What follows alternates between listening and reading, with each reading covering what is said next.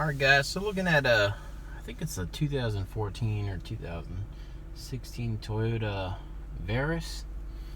And the complaint is all the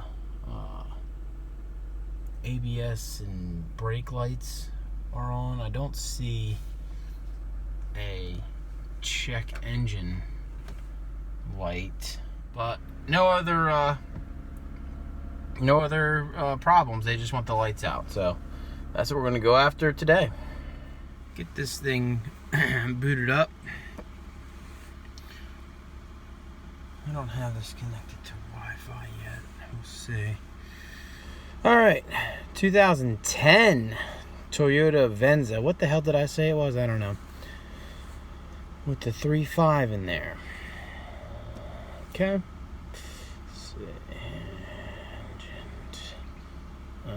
ABS. I don't see an airbag light on. No, it's just traction control, all-wheel drive, triangle with the exclamation point. That can't be good, right? Let's see what you can pull out of here. Too low or too high battery voltage. Open circuit. Oh, cool. Front wheel speed sensor circuit. Okay.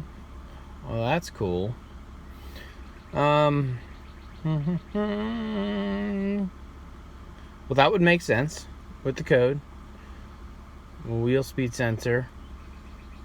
That is going to cause a whole host of all this traction control. Obviously, the ABS lights. I'm going to go down and chase that code first and go from there. I guess what my thinking is, I'll probably jack up the front of the car and turn the wheel. Unfortunately, it's front wheel drive. But that is the plan. I'm gonna go ahead and write that down and look at some data. I got the laptop over here, so I'll just see what I can learn about this circuit, see if it's like that VRS, sensor, see if it's making its own voltage, just learn the circuit a little bit before I just start going willy-nilly. See if there's any TSBs, all that stuff. So it does have some miles on it, 133. So, and what was it? 2010. All right, enough blabbering. All right, guys, so this is kind of the tools that I use to do the diagnostics for now, just for a guy starting out like me. Is the Snap-on software has this SureTrack, and what it does, it'll say based on 7 repairs, what that code might be, and I think they probably show you how to test it and everything like that, but it just gives you some information on that code, maybe kind of where to go, common fixes. And I also use Identifix. I typed in the code up here just to kind of see what popped up. Nothing really came up on there, but I will also go ahead and look for technical service bulletins for this car and see what we have. Alright, so Snap-on's mentioning the speed sensor. Also, I found on Identifix, what do they call it? Direct hit, whatever. TSB here. I won't read it to you, but open circuit and rear wheel speed sensor, and that seems to be the only one, is the rear speed sensor. It doesn't mention the front one. And another helpful tool, and this troubleshooter will be here even when your subscription or whatever to Snap-on expires, is this troubleshooter. This is all inside of the tool. It's got test and procedures and all kinds of things. Code set conditions. That's helpful. And opened or shortened the speed sensor signal circuit. Possible causes. speed sensor circuit, sensor installation. So yeah, you got to be careful installing them, damaging them, putting them in the wrong way. You know, because that tone ring has to match up with the sensor to be able to, you know, pull it to ground and everything to pull that square wave up and down. So let's see if we can find. This is the tough part, is finding good waveforms. Okay, so it gives you some pinouts, and then that's what we're looking for. Boom. Some good information right there. All right. So I think a road test would be the easiest way.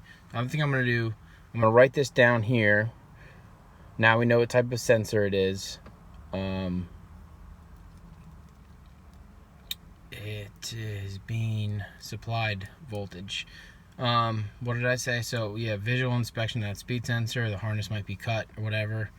Might have hit something. And then just take it for a road test where we have the wheel speed sensors hooked up. I got you guys on this custom list here. Right front wheel speed sensor is the one that we're looking at here. Okay. So you guys keep your eyes peeled on that. We're gonna take it for a little run down the gravel road here. Let me know what you guys see. It should be an open, so it should be really nothing is what I'm hoping for. I don't want an intermittent. Make sure you guys are in the screen here. No, you're not. So I'm gonna try and focus on you guys there. All right, here we go.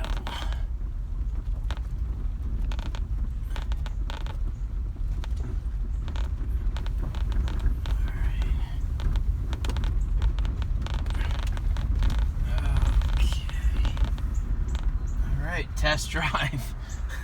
Test drive is complete. Alright, so I'm gonna go ahead and save this. That was quick. Alright, so you can see she's just a flat line. Everyone else seems to be acting right, and this is just a flat line there. And this is measuring it in speed, miles per hour. So not voltage or anything like that. So alright, I think that warrants getting underneath the vehicle, checking voltages and all that good stuff.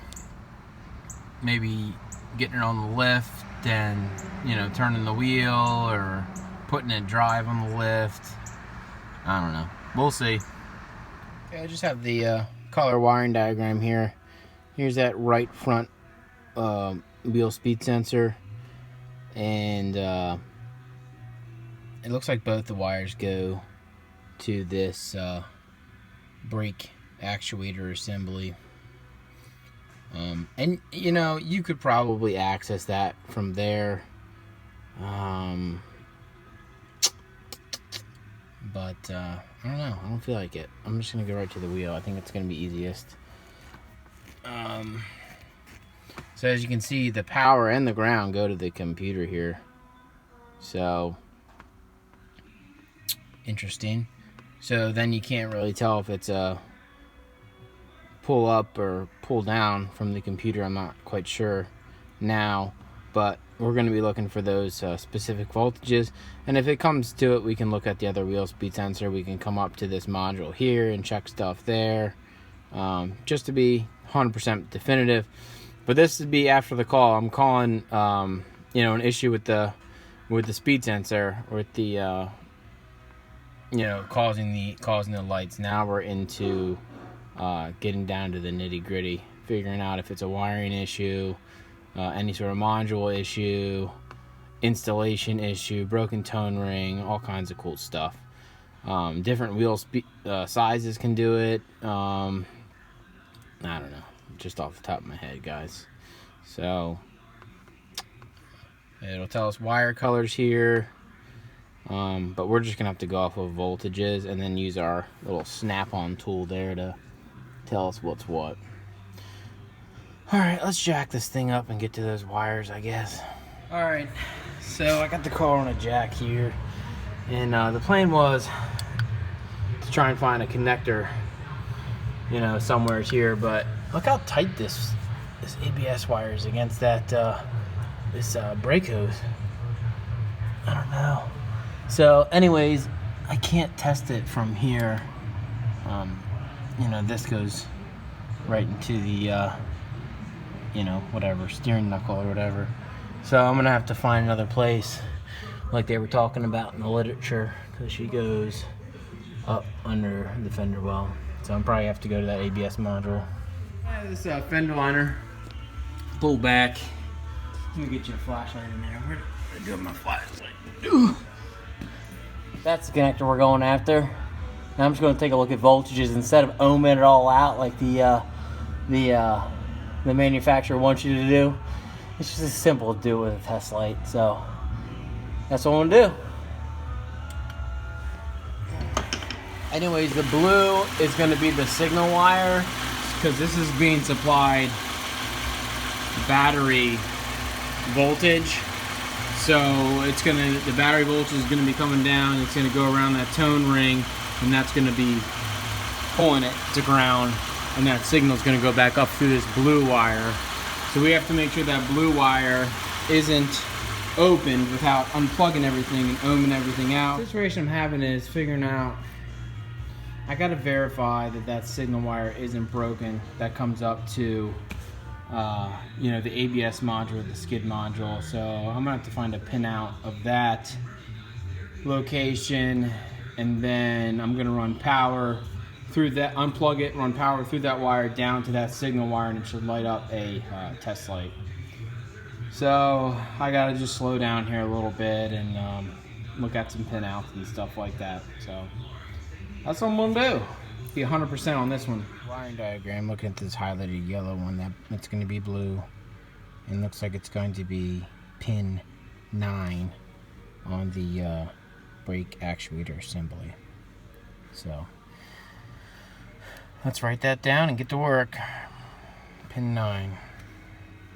Okay, so the plan is disconnect that supply power to this wire here when it's disconnected, and this is disconnected down here, and I'm going to put my test light to ground and see if it powers up, and that'll let us know if the wire's broken or not. So it looks like this is our guy here, and the pins are labeled, which is nice. So we're going to do pin 9, front probe that, test light, make sure it's not broken, and we're done. Put it up here, guys. I have this test light connected. I need to make some more connectors, but it's connected to battery ground. Okay, so let's see. You know, I could hook that to battery positive, I'm thinking. Let's hook this to battery positive. Okay.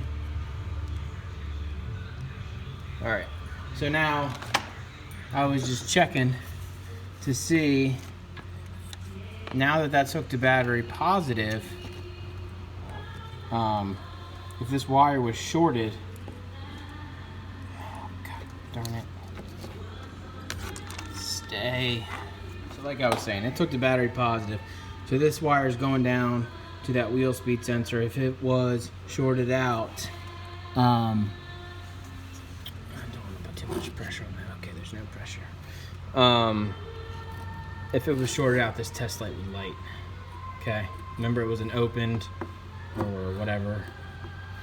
So now that we have positive, we'll come down here, hook this test light up to negative. So I'm gonna switch these over real quick to negative.